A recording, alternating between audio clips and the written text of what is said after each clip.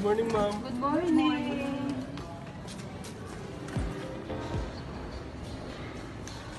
Good morning, Ms. Alonso and Ms. Alonso Accountant. Thank you for meeting with me today. I am here to conduct a routine financial audit of your agency for the fiscal year.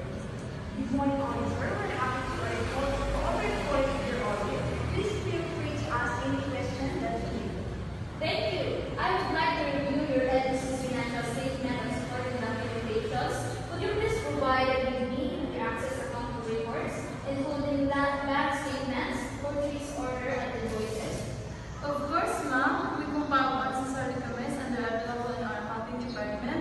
We've also prepared a summary report for our financial transactions for your review.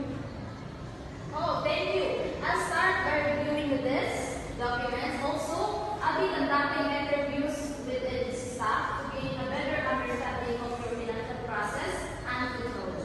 Please feel free to speak with any of our staff. We want to ensure a transparent and true audit.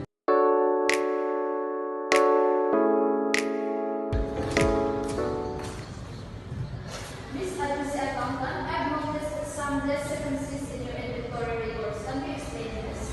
Yes, Ms. Auditor. There are some errors in our inventory tracking system. We've already identified the issues and implementing corrective measures to improve our